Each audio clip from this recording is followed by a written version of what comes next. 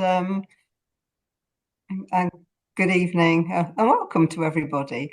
For those of you who were here before, I am just going to do a short introduction, the same as was then. I'm conscious that there may be others who didn't come to the original one who able to come tonight. So we are landscape architects and specialise in a much broader range of things than SuDS, although SuDS is something which I'm very keen on sharing with other people. But generally speaking, we work in master planning, site design, and do things like environmental assessments and landscape appraisals to see what developments, how the landscape might be designed to suit new projects. But overall, I think our ambition is to, create hopefully attractive and practical landscapes, but ones that are also sustainable, and also to try to innovate a bit in the things that we do, just to do something different. So we started off years ago with doing a research project with the University of Gloucestershire, and took on this 2-year research programme to investigate SuDS, which when we did that was not really well known at all in this country. And so we looked at some in both the UK and abroad, and then we managed to develop some pilot projects. Other people had been working on them. There seemed to be, and that became a sort of core group of individuals who shared information together.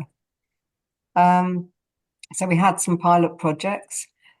Since then, I co-authored the SuDS manual and was the lead author of the SuDS construction guidance. And I'll talk to you about that a bit later on because it will be part of this presentation. So we saw these before, and really just to refresh, to say that what we need to think about is how we manage our water much better than we generally do. And I think there's been a lot of information in the press recently about issues of water, whether it's too much or not enough. This seems to be our perpetual problem. But we need to try to reduce the amount of potable water that we actually use. And therefore, we need to clean and recycle grey water wherever we can. And there is some potential to manage and use black water, which is mainly things that might be done through water companies. Because the problem is, as I'm sure you will know, issues around flooding. And, this is why sustainable drainage is really come into this country in the way that it has, because it's such an effective way of being able to manage surface water. So we need a clean and healthy environment, and it's important that there's what's called the 4 pillars of SuDS, which is about water quality, quantity, its amenity value, and its ability to deliver a diverse and biodiverse environment. But we need to also consider water cycle considerations throughout all design processes, because we need to understand how much water may come through a site, how it may flow, where it might go, and therefore how we are going to build a design that's going to deal with it adequately and ensure that any localised flooding is managed appropriately and doesn't pass down the system to others. I think we pretty much understand the problems. Again, you will have seen this if you were here last time, how the problem is just increasing all the time. We know that climate change is absolutely an issue, and thank goodness it's now on the agenda much more frequently.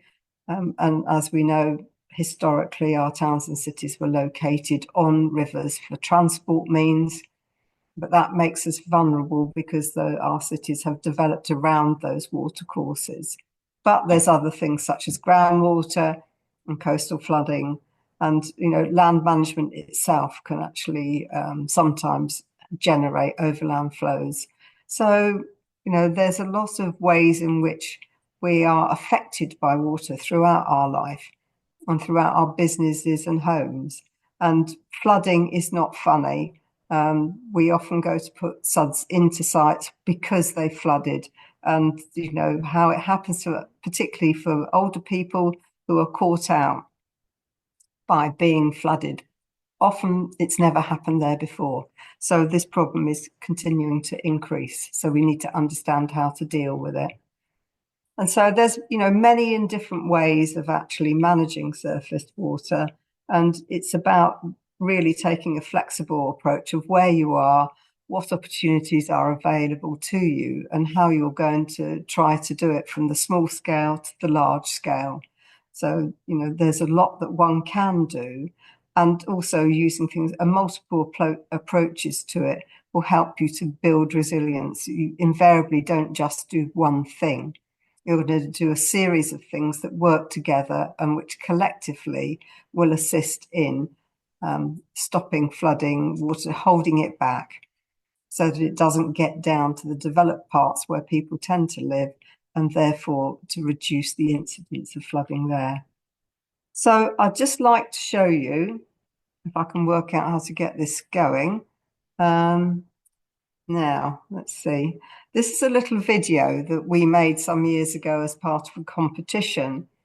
And when we're doing community consultation events about SuDS retrofitting in a local area, we put this on a tape loop. And there's another video that's been produced by somebody else. But this was part of a competition. And this was really about to try to bring home to people, to get them to understand what the implications for flooding and also what we can do about it. And it's a little fun cartoon. And I thought you might be interested to see it because I think it does explain it very simply and very easily. So just sit back and enjoy this for a few minutes.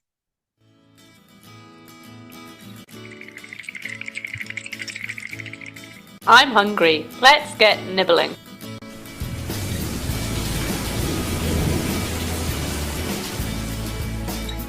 There were holes in the road. My shop was flooded. My house flooded. There was poo floating in my kitchen. I couldn't get to work. I was stranded. I had no electricity. The buses stopped running. I couldn't go out to play. My factory had to shut. My car washed down the road. I had no water. So why is it happening? Most towns and cities have old combined sewers. The sewers aren't big enough for rain and poo.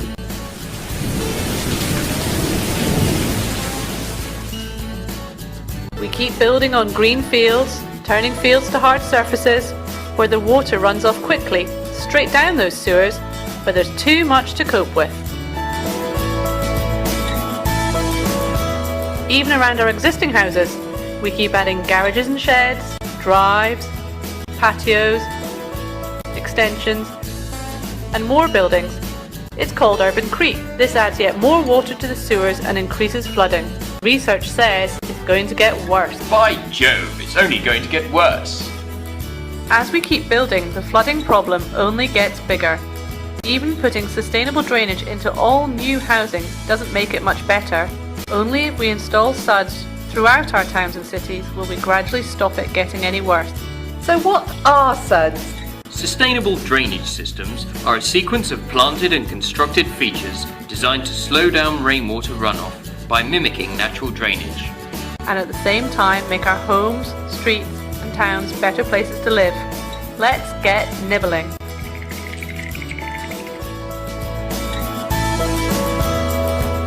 Can I nibble? And me. Us too. How about me? Can I? Me too. Everyone's affected, so how can we all help? Of course, a little nibbling goes a long way. So let's think about how we can make changes by nibbling away at the problem. And remember, we need to do this all the time, everywhere.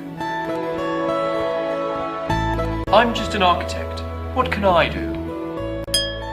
You can plan and design your buildings to reduce runoff from rainfall.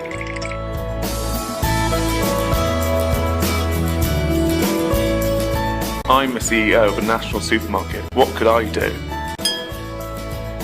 You can reduce runoff from your extensive areas of paving and roofs.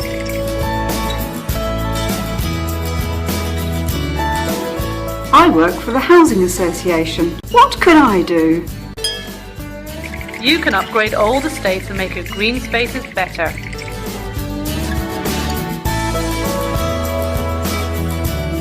I'm a landscape architect. How can I help? You can incorporate SuDS features into your urban projects.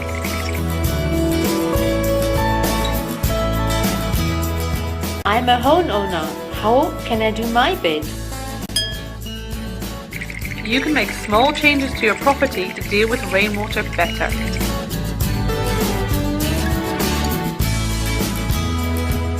I'm a head teacher.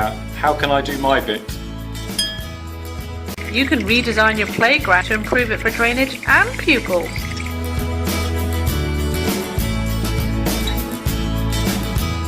I'm just a developer. What part can I play? You can master plan your development, integrating water management throughout.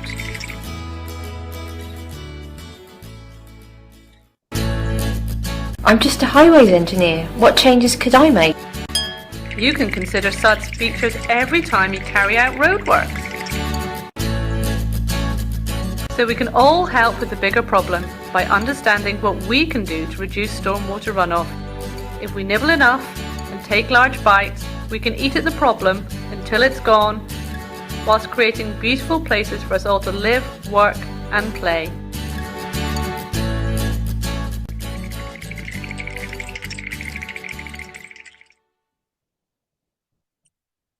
I hope you enjoyed that. It's a little bit of fun. Oh gosh, we don't want that again. Sorry about that. So that was a little video that was all my staff who were participating in that as the various actors and some of their children, as you may have gathered. So it was quite a fun thing to do. But as I say, when we're doing community consultation events, it's much more effective to show that video than it is to have reams of words about something that people perhaps don't understand. So, so now you've had the introduction to it all. In this session today, what I'm going to do is talk to you about the construction of SuDS, the different SuDS that there are and how they're generally built. It will be a very rapid overview of it, but I think the point is to understand that they each have their own special needs as to how you have to build them, and you have to understand what they are to be able to get them right. As if we're going to install them, then we absolutely need to know what they are. So if you were thinking of doing something in your street, then the things that you're probably going to be looking for is going to be something that's called a bioretention planter, because that's really the most appropriate one that will take water from highways.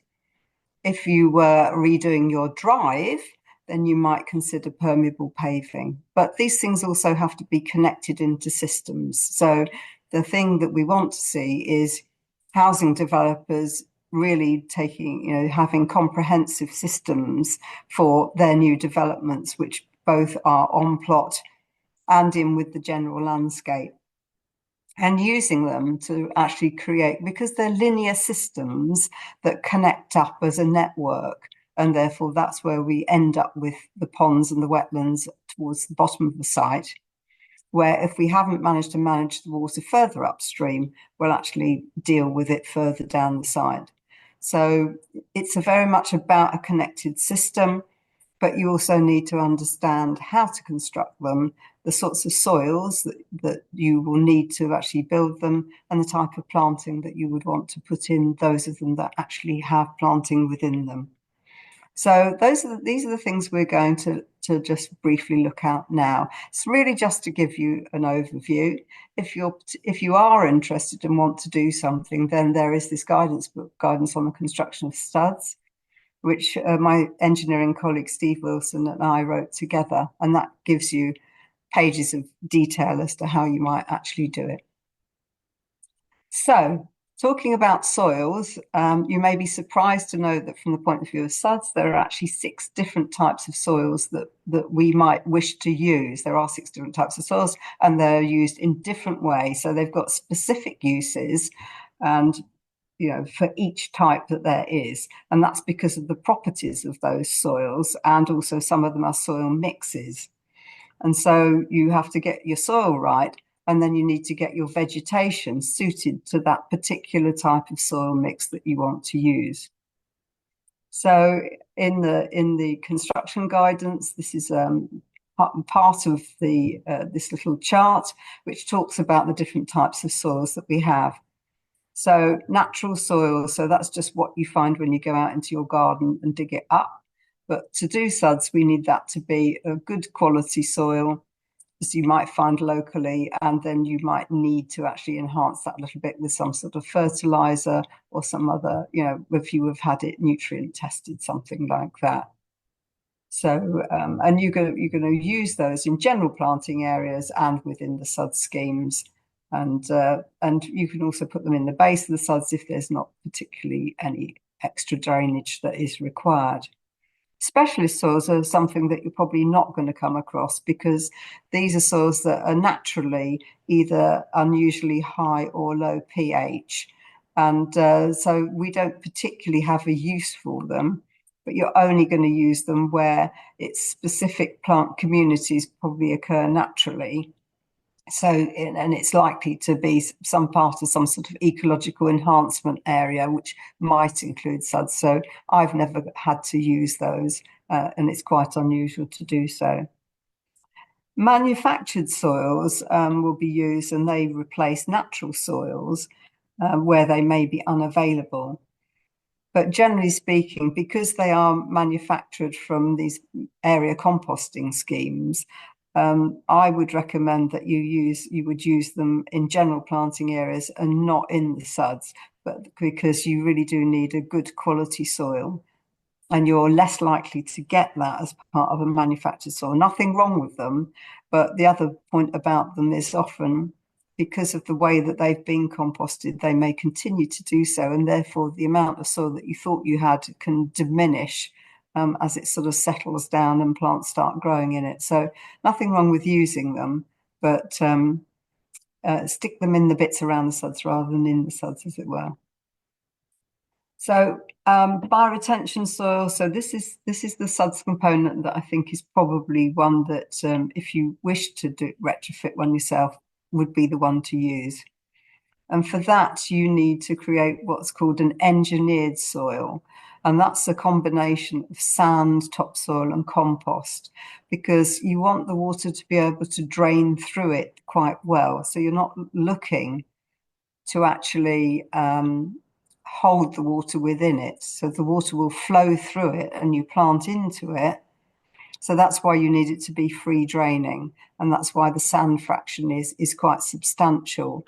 And you will perhaps be surprised how well plants actually do in something like that. It may not look as great as it could when you actually put it into the system, but it works. It's very effective.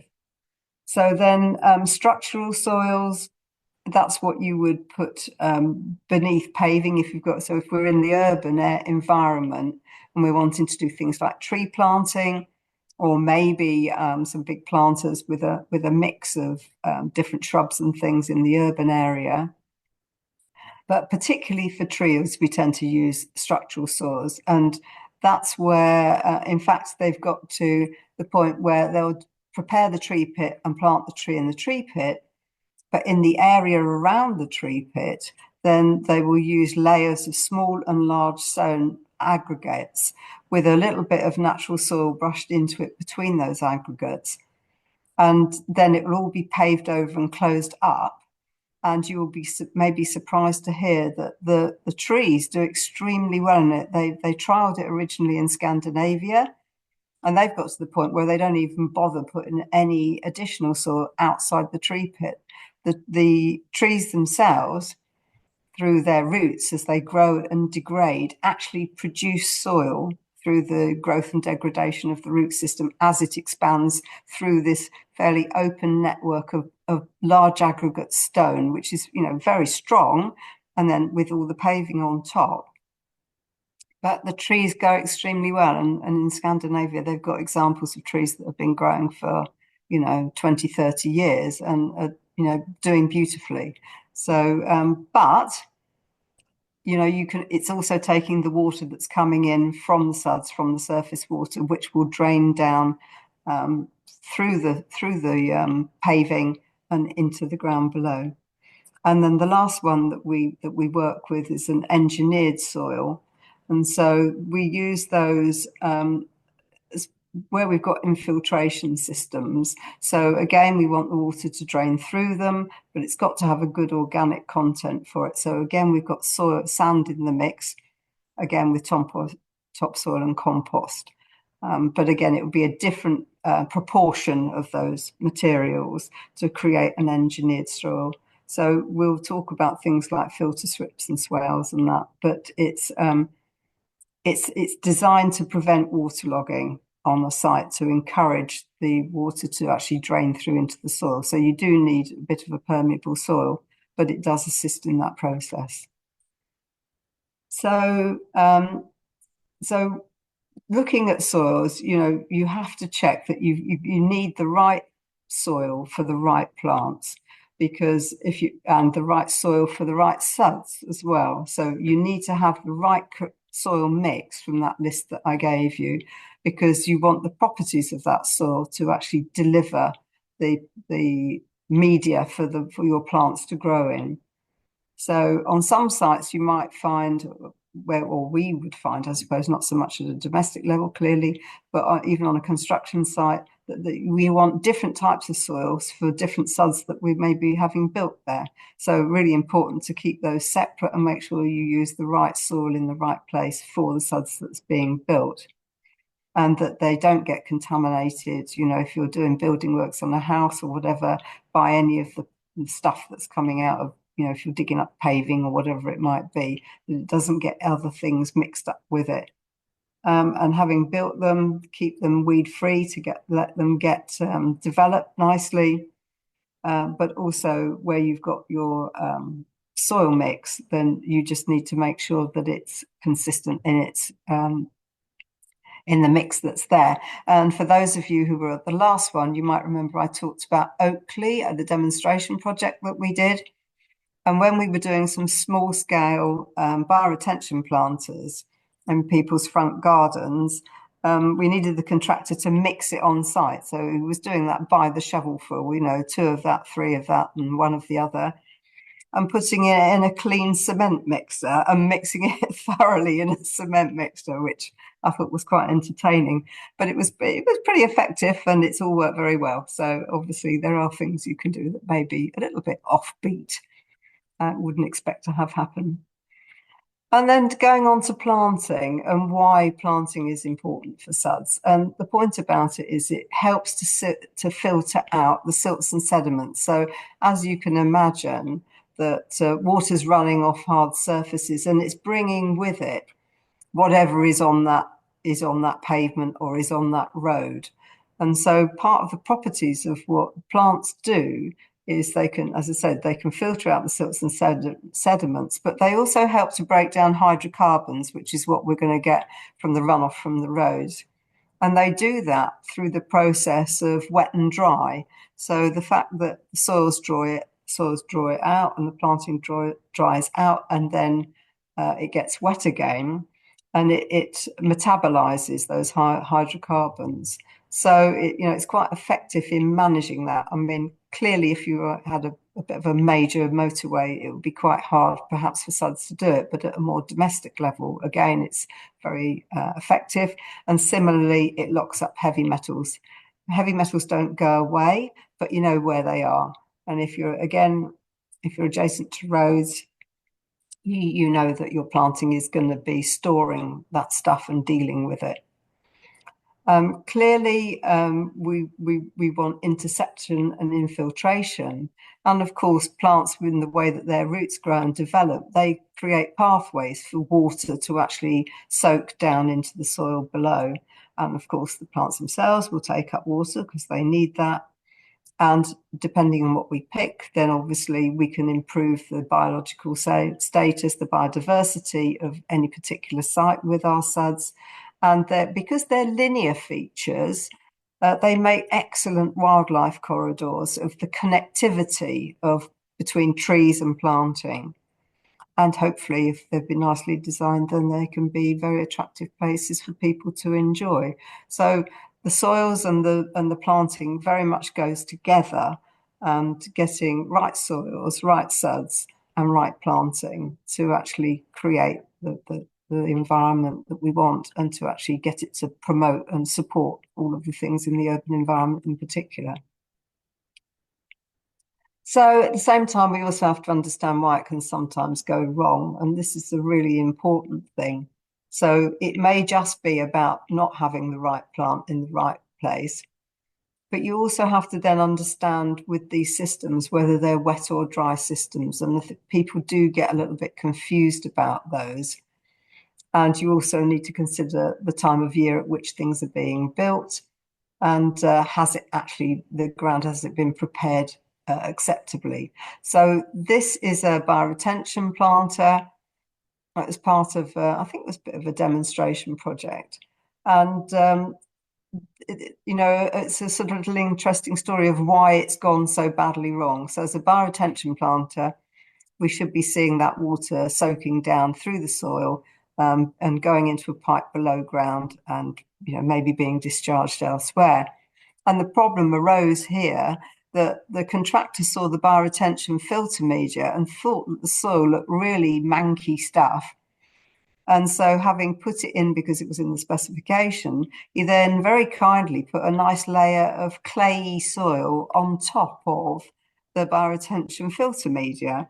And as a consequence of that, it created an impermeable layer that the soil couldn't drain down through very quickly. And hence you've got a bit of a pond.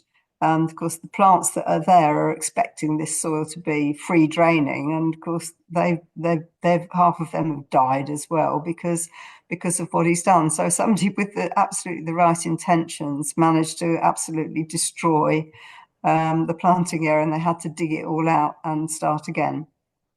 So that's why I say right soils, right place, and understanding. And if we want the right plants, you've got to think about availability and also think about the weather, getting it, planting things at the right time of year in the right soils. And obviously, this is not for you, but if we were on building sites, then we have to think about the influence of phasing and following trades, because it's the bane of my life that you might have planted something and then they decide to come and put like the post that's in the corner there, or some other feature, some signage or a lamppost or something that they were going to put in, and they didn't put it in advance, and then they come and dig up what you've just done. So you do have to have good relationships with the people around you on sites there. But that's, as I said, that's a commercial problem rather than a domestic one. So this is 5 stages to getting the vegetation right. So planning and preparation. So obviously getting the timing of the planting right. Ideally we don't want to be doing it in the middle of winter, and certainly not if the ground is waterlogged or frozen. And that other works, this is again construction, if they've been done. So sorting this out is really the last thing to do if you're building one. Get everything else done first, so that you get the right ground conditions for it, and that you can get the plants that you want that are appropriate for your SuDS, and don't have things that just because they look nice, they've got to function properly as well.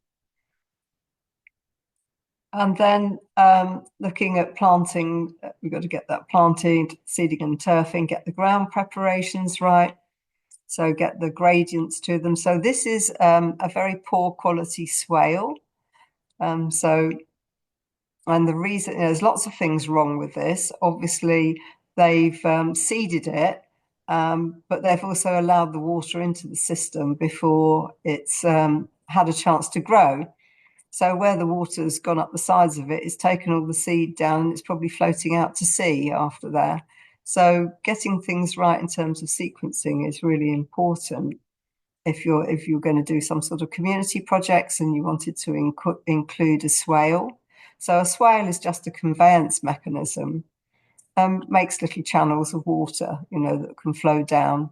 And where you want to go underneath something, like at the front here, then that would be piped through, and then it might join up with another swale further down. So, but if you're going to plant, you need to decide, is it something that can be in an area that's going to get wet frequently, or is it planting that you need to do further up the banks where it could just be a bit more ornamental? So getting them right is really important. And if you wanted the whole of this to be turfed and then just allow the water to flow through, then I always recommend that it's turfed in the base, because otherwise, it will just, when the water comes through, it will just lift it and move it all around. And again, it will be a bit of a mess. And seeding is just too slow unless you can actually keep water out of it until your seed is developed. So lots of things you have to understand about SuDS when you're building them to make sure that, again, that they function properly. And then, protecting them until they're developed, whatever it is, from physical damage, or if they're in, front gardens, they can get rubbish and pollution, but they're pretty resilient. So again, that's our bioretention planter there. So they are these fully planted systems, and that's where we've disconnected a downpipe. So coming left bottom, that's a little stone channel been designed to actually guide the water down and into that bioretention planter there. So again, just general maintenance, it's gardening really, and keeping it weed free, watering it if you need to in the summer, and with grass or other things, other SuDS, you might need to be doing mowing and cutting or pruning, depending on what it is. So let's have a look at some swales and detention basins. So those are just little channels as per that earlier drawing. And again, this is one we do a lot of trying to explain to people how to get it right by showing them where it's gone wrong. And so in this one, because gradients on swales can be very shallow, so it's like a mini stream, but there's never that much water coming along it. In this instance, because it's a relatively flat site, they haven't quite got the gradients right, and therefore it tends to pond in one place and it all looks a bit poor. So getting the levels right and an even gradient well, you can see it's got a relatively flat bottom and shallow side. So there's no risk really in terms of having water, as people often get concerned about having open water in housing areas or whatever it is. Clearly concerned about children. They're more likely to get muddy. They're not likely to drown, because there shouldn't ever be that much water in it. And if there is a lot of water in it, that's probably because it's rained so much that no one in their right mind would ever be outside. So we do see some very funny things in terms of what people do, generally through a lack of understanding about the right way to do things. So it was important in writing guidance to show people what could go wrong, to understand how to get it right. So again, the top one, how on earth you ever get in there to manage that, I can never imagine. So side slopes should be 1 in 3 is what we tend to work to. And if you can get them shallower than that, even better. And people, shouldn't go around changing drawings or changing the construction just to suit. They should work to what the drawings are, but sometimes it doesn't carry out like that. So the bottom one is a school project, and they've done very nice ground preparation there, and then left it there through the summer because it was too dry to actually start seeding and planting. But you have to be careful to make sure the soils don't get compacted, and that particularly if you're trying to get infiltration into the ground, because you want to do that through the base of your swale, or if there's a basin, if you're trying to actually manage it completely on the site and not have to connect it up into some further downstream connection. And protect it from erosion. As I say, that's a similar one to the previous one, about how it can just get damaged until it's well established. And they need to be well established before you've got water flowing through that system. Or there's things that you can buy to use to actually get adequate protection from erosion. And the bottom picture, you can see there's like a matting on the side of those banks. Incredibly steep slopes here, and that's because it's a particular sort of site. So there was a good reason for that, but it isn't what you'd normally expect to see. But erosion control matting, is quite effective, and some of those can be preceded as well. So from an industrial point of view, this is an industrial estate, and so having something with preceded matting, which would then grow, having had it placed and pinned down, can be just an effective way of delivering it. And then thinking about phasing. So again, this is going back to the schools project on the left-hand side. And this is a swale coming through there. So you can see how broad and flat and shallow that swale actually is. So that's nicely done. And when it was finished and the grass was growing, looked very good indeed. But of course, important, not letting the water through until it's become established. So again, more brownie points, they got that very right. Similarly, on the right-hand side, so a new housing estate. So the SuDS are in the permeable paving, in the blockwork where the parking bays are, and these grass areas here, which are going to filter the water through. But because it's still under construction, in that instance, they've not put the final course onto the roadworks so that all of the gunk that might be collecting on the roads isn't going into the SuDS. And then once it's all finished, then they can come back and put on the wearing course on the road, and then the water will flow across the road and flow into the SuDS, and we won't have any problems with it. So forward planning on SuDS is a really important thing to get it right. And then, and details of things, again, to get them right. I think that top pipe solution has to be one of the most ugly things I've ever seen. I'm sure it's probably quite effective, but rather nasty. But you do need to have things that are high quality and durable so that they're going to last. So the important thing that top picture is showing you is they've got stonework around it. So when they're mowing, they're not going to mow through part of that rather strange pipe ending. Because you just need to get these details right. So things like, if you've got head walls, there should be a proper head. That's a sort of combined head wall pipe affair there, which is slightly odd. And from a point of view of a contractor, to make sure, or if you were moving into a new house and you've got these systems, to make sure that they're actually functioning properly. So on construction sites, as you can imagine, the potential for blockages is legion. And again, looking at outlets, we do see some very funny things. The bottom right one is the most amusing, that the pipe is piped through from the road, and then they've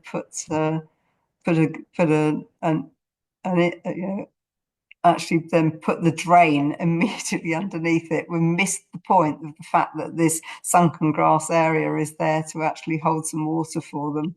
So again, these misunderstandings really do happen a lot. And on the top one there, we're seeing that the water is focused along the car park, and then going in between and deliberately into this planting area, which is perfectly happy to have this water coming into it, allowing it to soak away over quite an extensive planted area. And and then on the left-hand side, again, quite a nice detail where an overflow comes down through this little channel in the middle of paving as a design detail. It was missing a little metal platelet on it, but it functions absolutely fine without it. And just so this is your bioretention planter and how they can look. Because if we're back into the urban area, then you've got to try to get water to turn around a corner. Because if the roads are going to be falling one direction or the other. And when water's running down the road along the side of a curb, it's very hard to get it to actually turn a corner to go into your bioretention planter. Now, you can build them if they're done as a build out, where they're built out into the road, then it's dead easy because it just goes straight in. But where you're actually constructing them within the curb area, then you have to have something that actually encourages the water to go around and to actually get it into the bioretention planter. And the detail that you'll also see there, that is the soil bioretention filter media, is lower than the edgings around it. And that's an important thing, because then it can hold the water on the surface and give it time to soak down through the filter media. And if you look on the sort of the right-hand end, you'll see there's a drain, and that drain is raised above the height of the gravel surface, which is the mulch on top. So with a bioretention meter, you don't ever put bark mulch on it. If you want to mulch it, you use gravel to go over the top of it, because if you put bark mulch on it, it'll all just end up in a big heap in one place as the water pushes it along and clog up the system. So there's quite a lot of interesting detail in that little diagram there. And actual fact, the one on the left is it having been built, but it hadn't obviously been properly filled in at the time when it was that was being photographed. But there's a sort of lot of lessons learned in that about how to get it to work. And if you don't get the detail of the edging to get the water to turn around, then it will just blithely carry on down the street if the street has any significant sort of gradient attached to it. Ponds and wetlands. This I always find quite interesting insofar as they're almost opposites in terms of how they function. So when we're using a pond, we've got a large volume of water storage there, because it holds a degree of water over its normal level, but it's lesser water quality, because water quality comes by putting it through vegetated systems, and obviously ponds don't tend to have much planting. They don't have planting within them, they have the planting around the edges. So you get some water quality improvements from it, but you don't get a heap of water quality improvements for it. And it can take in silts and sediments, so ideally you would have a forebay. But with wetlands, you get a smaller amount of storage, generally speaking, because we're not going to necessarily have a great depth of water. So with a pond, you would expect the levels to go down and then come up again when you get rainfall. But what you do get, because it's a wetland, then you've got much greater water quality improvements, because it's a fully planted system and the water is running through the planting, because the water never gets to any great depth in it. So you want it to stay damp in its base, and it can get wet, but you wouldn't really expect it, if you had a wetland, to have any great depth of water. It would always be almost very, very low or reasonably shallow. So what you get is much, much better water quality improvements. And we don't build wetlands very often at all, which I think is a great shame. And this is a really appalling example of a SuDS that has just been built in a way that just almost confirms how bad they can be, and indeed in this instance how dangerous obviously they've considered it dangerous, because they've then managed to put a load of fencing around it, which in essence has made it even more dangerous. So whilst this might well be called, it became a pond further down, it's just hideous and very early design by, I can't imagine by who, but you would never ever and should never ever see anything like that on any modern construction site. So if you've got a pond, as with everything, you need to understand what your storage volumes need to be to make sure it's sized correctly, and make sure that the safety measures, so talking about bank gradients and that sort of thing, to get it right. Well, here we've got concrete and it's vertical, so it's absolutely definitely wrong. Where they're lined, that you've got a liner installed and that you've protected it by putting geotextiles over the top of it so it doesn't get damaged. And then where the water's coming in, to actually try to manage the silts and sediments in it, because they'll clog up the system eventually. And then where you might have planting, well, it's around it, not in it. And that you've got something that controls the water discharging the other end at the outlet. And then how are you going to maintain it? Well, I wouldn't fancy going down those steps there. So definitely a good example of what not to do. So this was in a school. This is a school site that we did, and this is a wetland. So again, you're just going to confirm the same sorts of things. So this is a very shallow gradient. This is what it looks like. The base of it, you can see the channel. You can see the remnants of a channel there, which is where the water will flow through, and that would still be damp.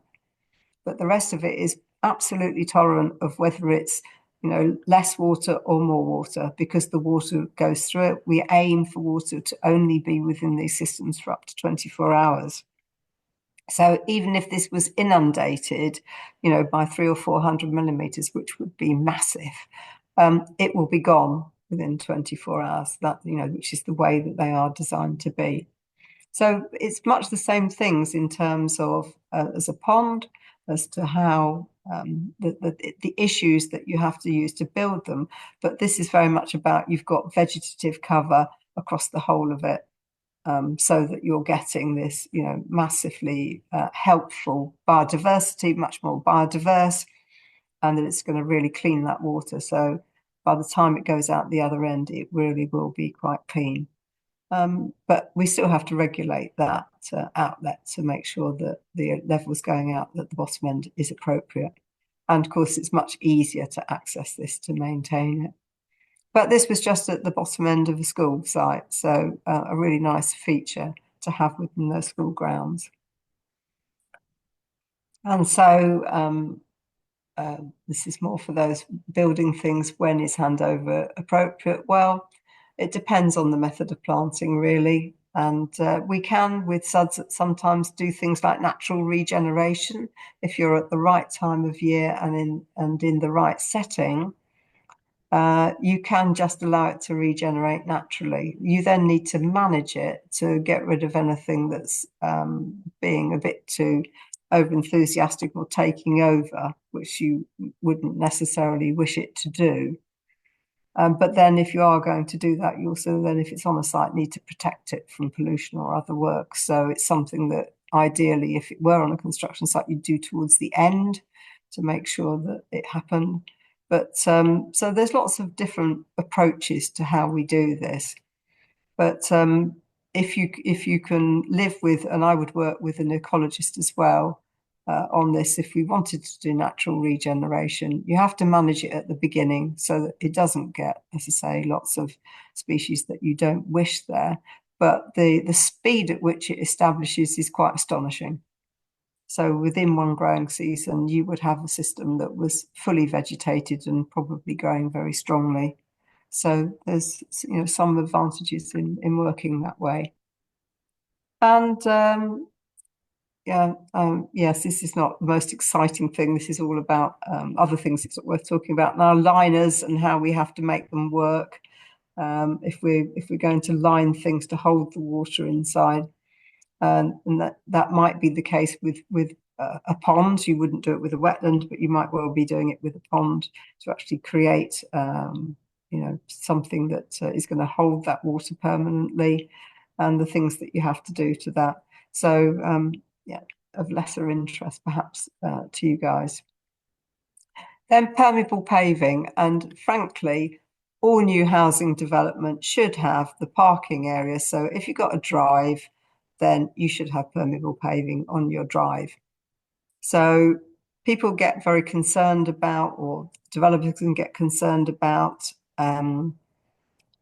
is the water going to affect the building? So what we tend to do is we only put permeable paving at 500 millimeters away from the house. But my colleague Steve Wilson has done lots of research and studies into it. And really that it wouldn't affect it, but people do seem to get quite concerned about it.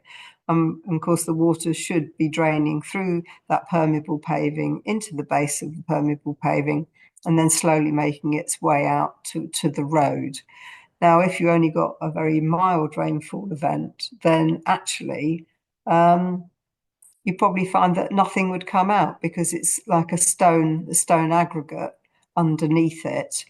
And then you would have your block paving, your permeable block paving. So it's a block like a paving brick, but it's got each of the four sides has got little indents into it, and the water drains down through that. And they're very effective, and so they are. They manage water very well. So if it doesn't rain very much, then probably find nothing went out into the road.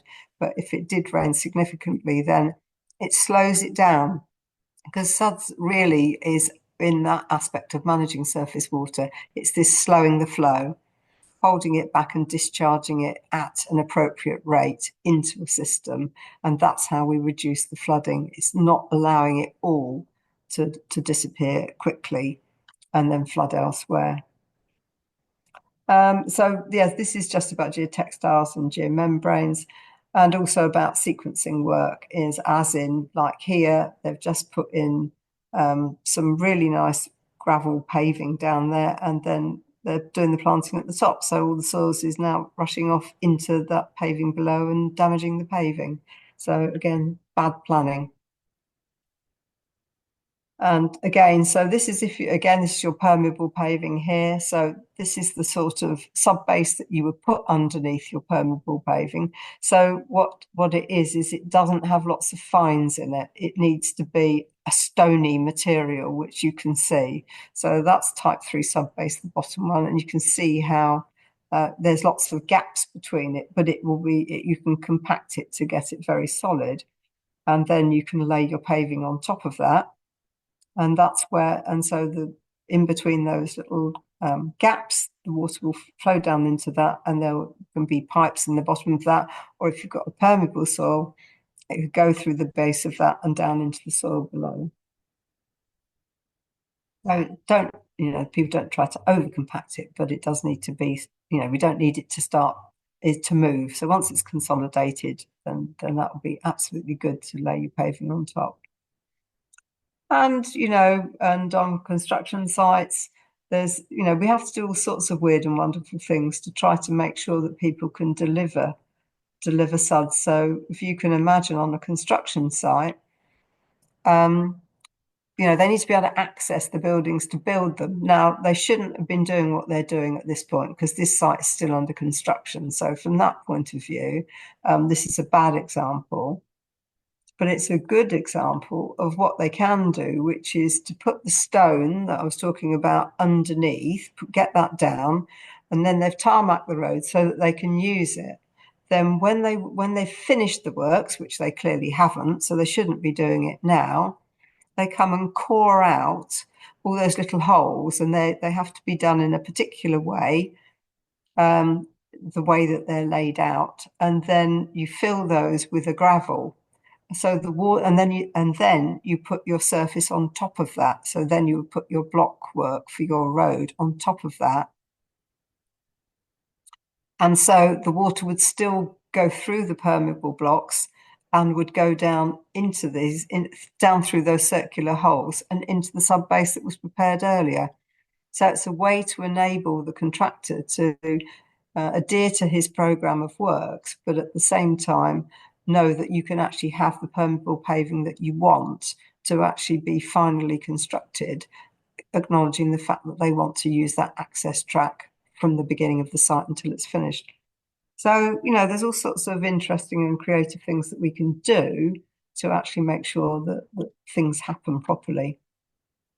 And then people do really strange things like try mixing cement on top of permeable paving, which, as you can imagine, completely ruins it, or storing materials that are going to clog up the surface of it, which is really a bit dopey to do.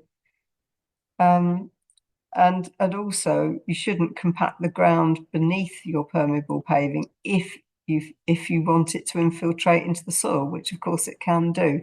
So compacting all of that is only going to make it impossible for it to do what it's supposed to do.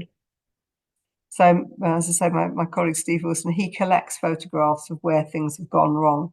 So the top one you can see, they've got this nice permeable paving down, and then somebody's dumped the topsoil for their back garden on top of it, which is exactly what you wouldn't want to do. Put down something to protect it first, and then you can put your soil down and cart it around the back. But you don't want your permeable paving clogged up by your topsoil. They had to take the whole lot up and do it again. Was the outcome of that one. And one of the important things with permeable paving is they really do need to be well contained, because now you can see the little indents all going around those bricks. So you've got solid curbs. You'll often get a solid line of paving that isn't permeable inside that, and then your permeable paving within that. Because although they do lock together, they're a bit more vulnerable than a normal brick would be, and therefore they do normally have to be laid in a herringbone pattern because that locks the bricks together and stops them moving. So you've got to have a good edge restraint to it, and then this soldier course all the way round. So they've got one that's the solid block, and then you stick your permeable blocks inside that. And then you have to fill up those joints with this gravel, this fine gravel, which allows the water to come through. But very important that it's done with a herringbone pattern, because it is that, as I said, that locks and holds the whole thing together tightly.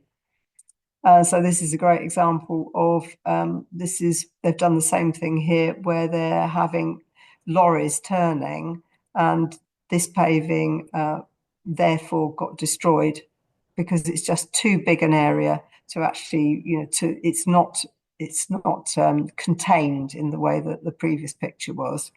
So these massive expanses are not suited really to permeable paving unless you're going to break them up into sections where you can put in some solid brickwork areas, divide it up, and then you could have done it. But having HGVs turning on anything, it's never gonna withstand that sort of pressure from the wheels turning. So again, wrong material for this location. So, but if you're doing it on domestic drives, then perfect for that location.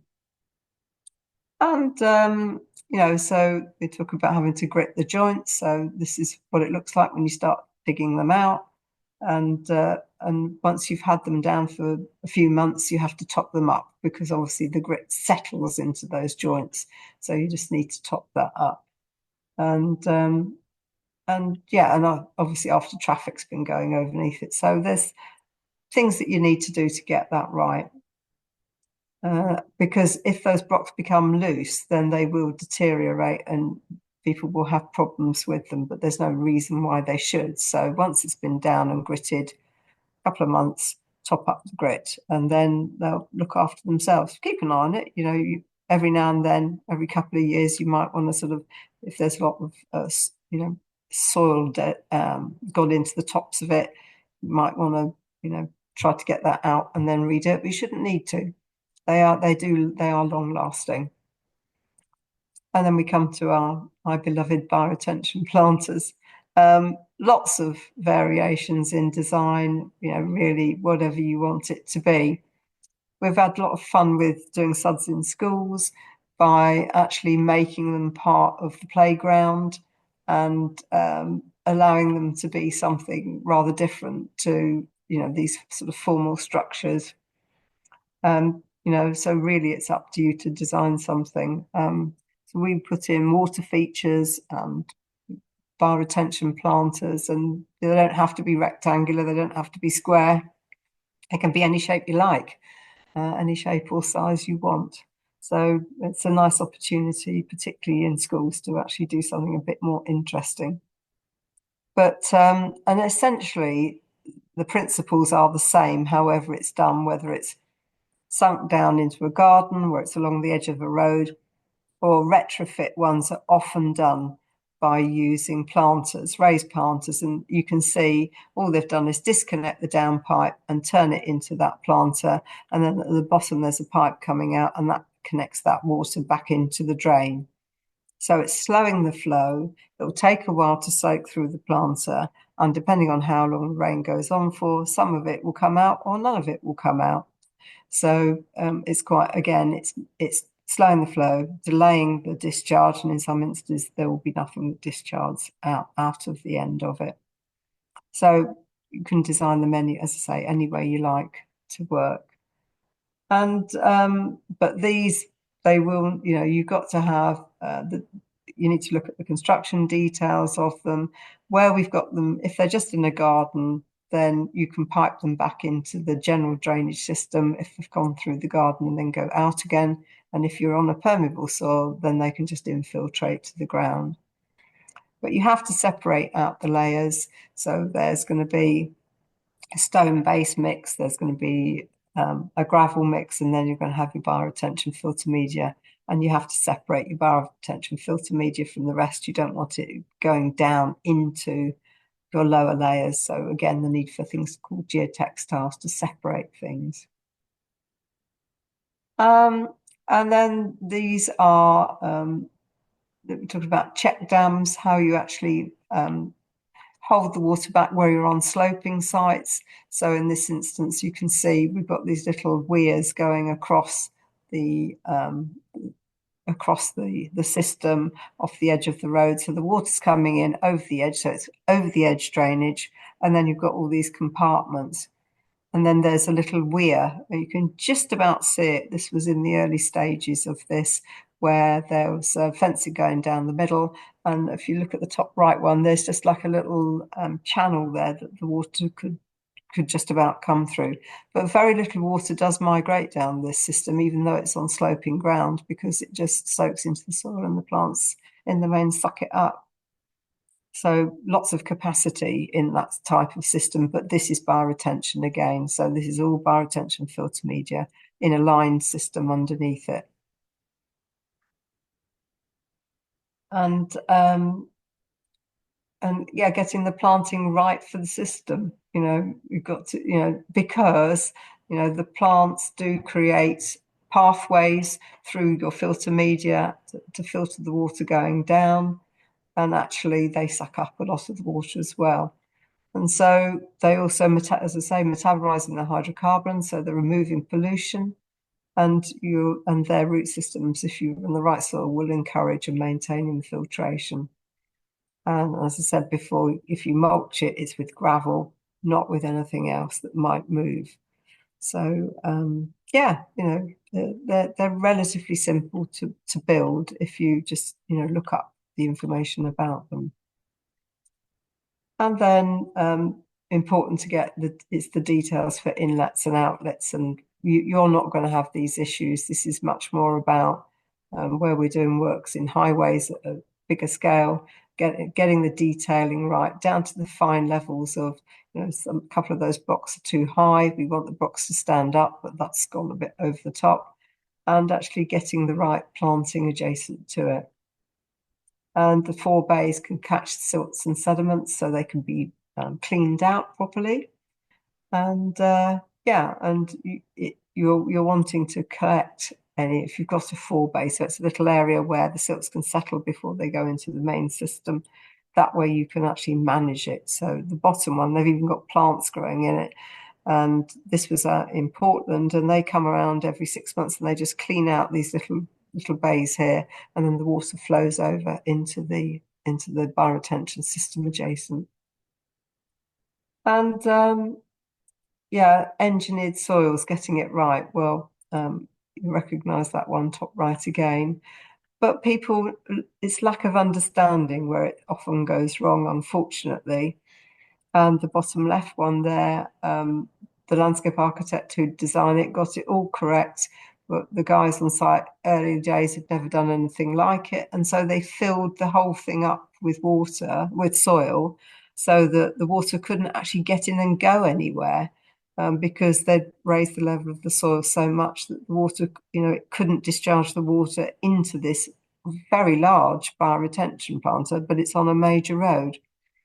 So he came back from holiday, was completely horrified, and they had to take all the plants out. They had to take all the filter media out and start again, or just to reduce its level and then replant it. And in that just really horrible manhole, which is also at completely the wrong level, although maybe they wanted to keep it above the where the water might actually build up. So it's easy to get it wrong if you haven't understood how to get it right.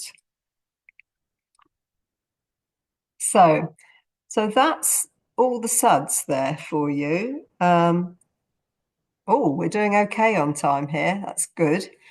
Then I thought that, so that's, there's a lot of don'ts in that little presentation, for which I don't really apologize, because it's important to understand how to get it right and how it can go wrong through invariably genuine misunderstanding or not actually finding out how to build these things properly. But they're not that complicated, so you do need to get it right.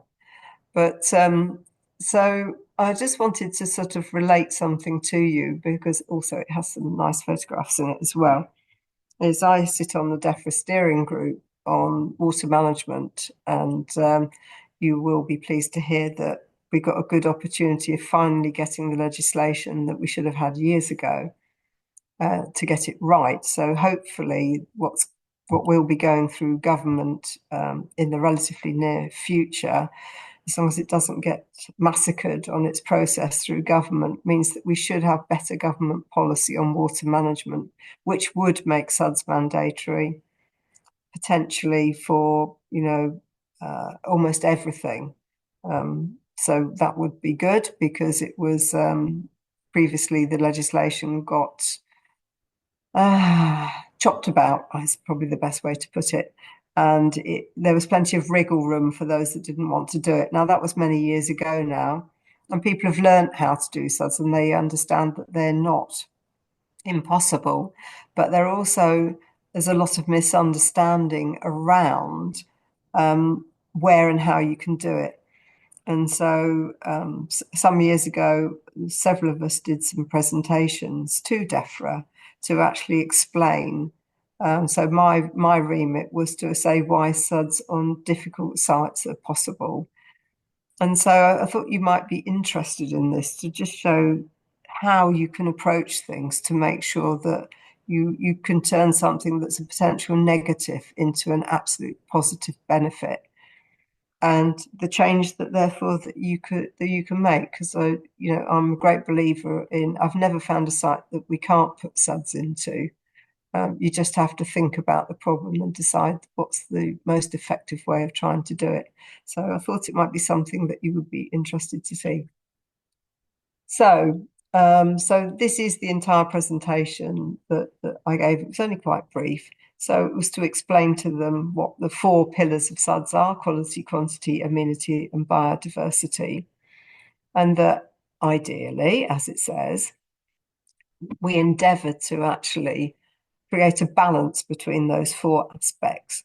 And so it says difficult size doesn't mean that we can't do anything.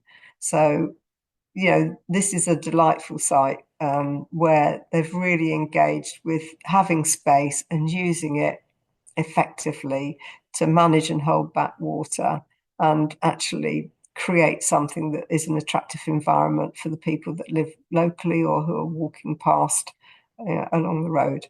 So there's some really great examples out there, but this is what we're wanting to do. This is our ambition, is to create beautiful landscapes that manage water effectively. So we all get the things that we're told that we can't do. We were told you can't do them on small sites, you can't do them on steep and sloping sites, you can't do them in high density environments or flat sites, or that they're expensive, that they increase land take or whatever it might be, or that they're expensive to build, that they're health and safety risks, the conditions aren't right, whatever it is, it hasn't got infiltration, it's contaminated, whatever it is.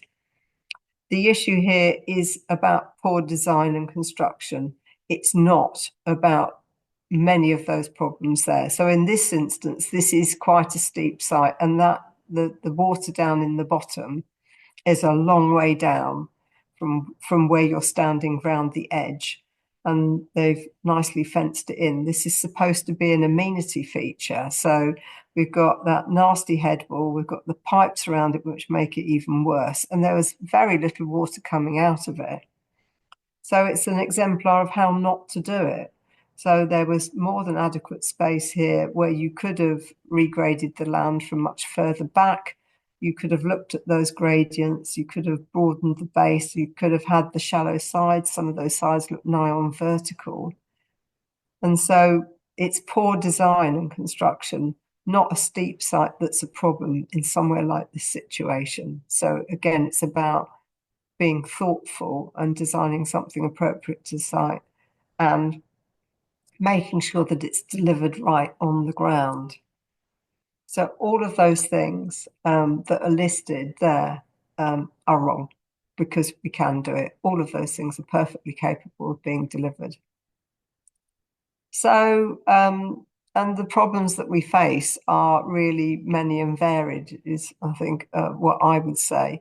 And when you look, we see it less, but we still see it, that you get a typical housing layout. In this instance, it's what we would call pipe to pond. It's just sent down to go into this basin. And, you really don't expect to see a pond that's just this sort of circular hole in the ground with nice steep sides to it.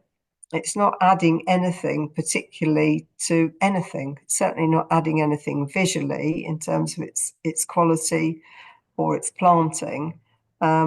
It's deep, and it's not adding anything to this area of public open space where they've otherwise put in trees and planting around it. So particularly, this is, I absolutely value my engineering colleagues, and I wouldn't ever do without them. We always work in tandem with an engineer in the SuDS that we're designing. But, and I think this is not as bad as it was now, that the engineering solutions have been the most important thing for a very long time, but SuDS is very different and it needs a different approach. But what we then see is things like these ponds, which could have been in that area a really positive improvement to the quality of this housing site, has just become what's in essence looks like a bomb crater. So ease of modelling is a little bit guilty in that you can just draw concentric circles nice and easily, or ovals. And it wasn't seen as the normal approach to drainage, everywhere. So we needed to get this for quite a long time, to get people to understand how to build them and get them right, and to actually make them as a positive addition to the environment, and particularly where we're putting them into housing estates, those sorts of things. But it needs everybody to engage in it. We need the planning officers in the systems, in the councils to understand it. We need the people in the lead local flood authorities to be engaged with it. The highways, we still have an ongoing issue about highways water and where that goes, and that they can't be mixed up. You can't put water from your house into the highways water. They have to be in separate systems.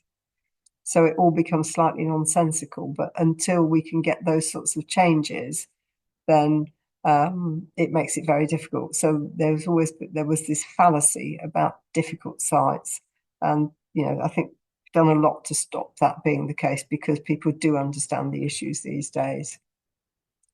But they do repose, sites can impose restrictions to them. But the point about that is, if you've got what is potentially a difficult site, then what we have to do is to actually understand what they are, and find the ways to actually develop, to actually make it work. But you've got to actually think about that. And it does mean that you may have to compromise on some aspects of what you're designing, but you're trying to achieve a greater good. So therefore you need teams who really understand what's possible and the technical constraints that there may be, depending on what it may be. It could be contaminated land. It may be all sorts of things, steep slopes, shallow slopes, whatever. But they'll need some sort of variation to what a standard solution is. And again, I think we're seeing that people are understanding that approach much better and learning how to adapt what might be a standard design to make it work in difficult circumstances. And it might need, some really rigorous engineering analysis and judgment to get that right, but it is possible. They are invariably more costly to develop, but that's regardless of whether it's SuDS or not. If they're a difficult site, they're difficult for anybody. So it will be probably more expensive, whatever it is. So we didn't want it blamed on the SuDS. We don't want that because it costs more because it's SuDS. It's not. It's just because they are difficult sites sometimes that have to be delivered. And then just thinking about external spaces for SuDS and perhaps for rainwater harvesting. So, we're getting much more, as a nation, getting more environmentally aware about these things.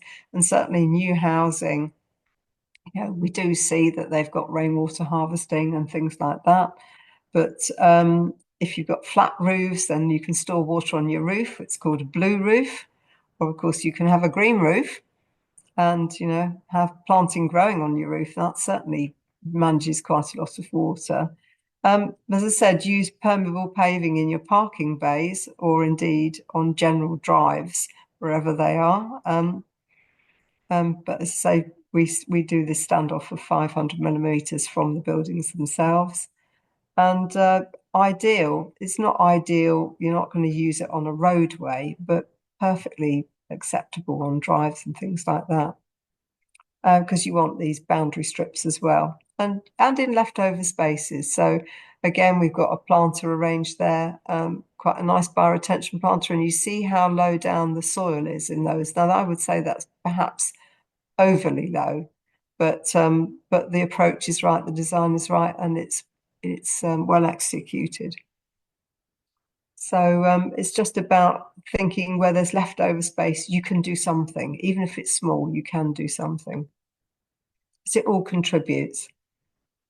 But actually then seeing it as really just being an integral part of the urban landscape. So this is now where they've created a lovely water feature, but next door to it, that planting is all part of the SuDS.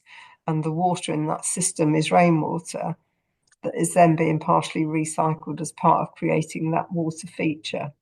So it's being stored there. In other circumstances, it may only be temporarily.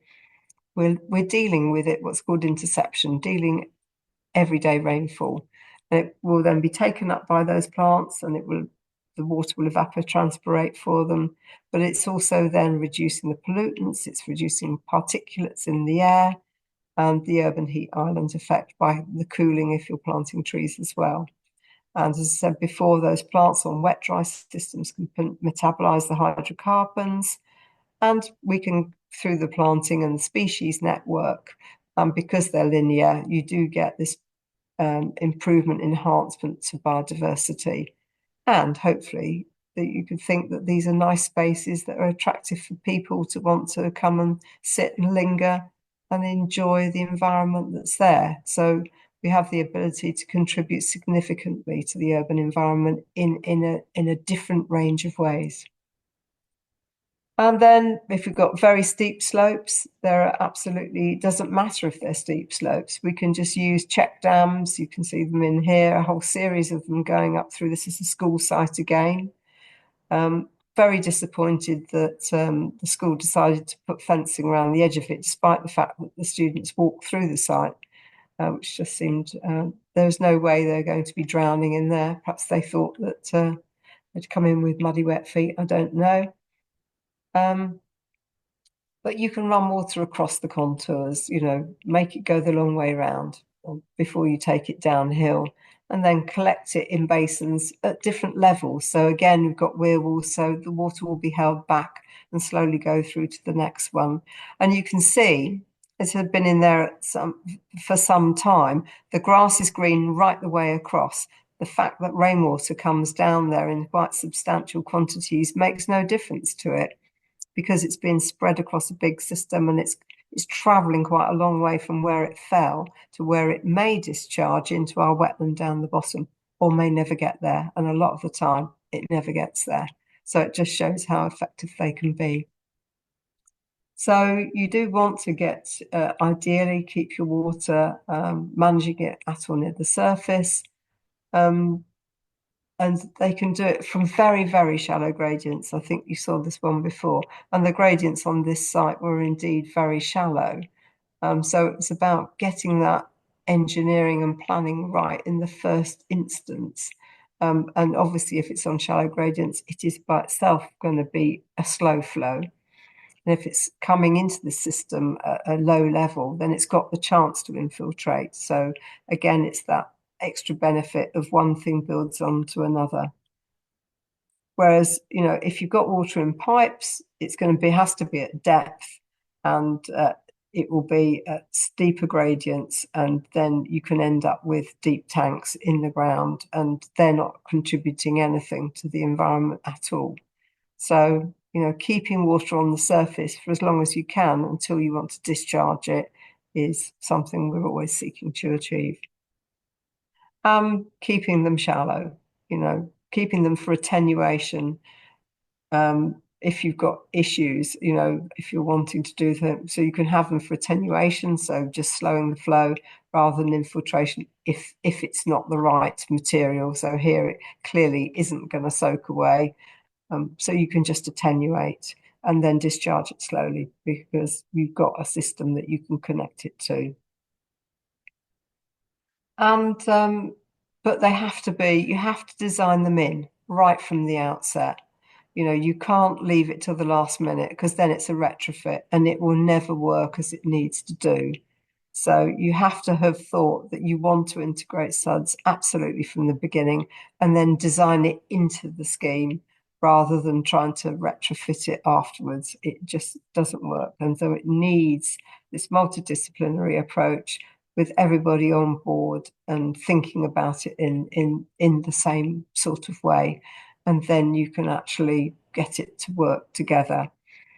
And ideally, you would also coordinate that with highways works and other things as well. That can sometimes still be quite difficult, but we're working our way around it, and a lot of highways are now very much engaged in it, and they understand it too. So I think things have changed massively in the last 5 or 6 years in terms of knowledge and understanding of what to do and how to do it, but there is still quite a long way to go. So this is just another site to see, fewer materials and less engineering. So again, you can see the water is coming across the road and going into that. It's that same site, but now it's really growing very well. And we've got our permeable paving parking bays. We've got our SuDS here. And it is an attractive part of this new housing development and is no doubt helping them to sell those houses much more quickly. Whether they sell them for greater prices, I don't know. But they're effectively managing the surface water. And then this all heads down to a small lake. So again, an attractive setting for the new owners of those houses. So how do we make sure they're safe? Well, that's fairly straightforward. There's very good guidance within the documents that CIRIA produce on what to do and how to do it. And obviously you do have to consider the location, where they are, who's going to access it, and particularly children. But the important thing in that instance is to make sure that the banks of it are shallow throughout, and above and below the normal water line. But also to consider what we do is what's called barrier planting. So you can see it in part here that where you go down into the water, there's reeds. And so if you've got planting at the edge of the water, if a child was there, they're going to have to wade through wet mud and planting to get into where the open water area is. So again, that's one way of effectively making it safer. Because obviously people can be very concerned about children and water and the risks involved. And clearly there are some. So again, we have to try to design all of those things out. And having shallow banks, again, is a really important thing, because if they're steep and somebody did fall in or had an issue, then getting them out could be difficult. Whereas with shallow banks, they will be easy to access. But fencing them is more dangerous. So if people are going to fence, you don't fence near the water, you fence the greater site so that people enter an area knowing that there's water there. So if they were to fence that picture at the top, you'd want it sort of where you were standing looking at it, not right on the edge of the pond, but around the edges too. But we have to get used to living with water and understanding it, I think, rather than just thinking we should always fence it. But that is always a slight bone of contention. And then difficult sites. I mean, there are things, with contaminated land or, things that are very steep or very shallow. You can always do something. And in this instance, they're covering up this land, and you could do something on top of it. So it's just about wanting to do it and finding ways to actually do with it. And so that's where my engineering, he's a geotechnical and hydrological engineer, is the man to help getting these sorts of things right. And if you got in a similarly contaminated land, again, we can work on these sites and improve them massively just by adding the SuDS into them. But you've got to understand what they are and can they be capped, they be dealt with so that the contamination is actually sealed off. So again, you'd have to think about the sort of SuDS that you were going to put there. And again, it would all be lined. So this was all about just trying to show that there isn't really a circumstance where you can't do something. So you just have to find out what it is that you can do. So this is the last one. And I really love this slide because I just think that has got a real wow factor as a piece of garden in the city that actually is beautiful, but it's SuDS. So getting the team with the right skills, and hopefully we will have all the legislation we want soon, but actually this contributes to the environment, looks lovely, and it delivers that water management that we need. So I hope that you have enjoyed that. And if we have time, I will be very happy to answer any questions. And we are bang on time, I think, are we not?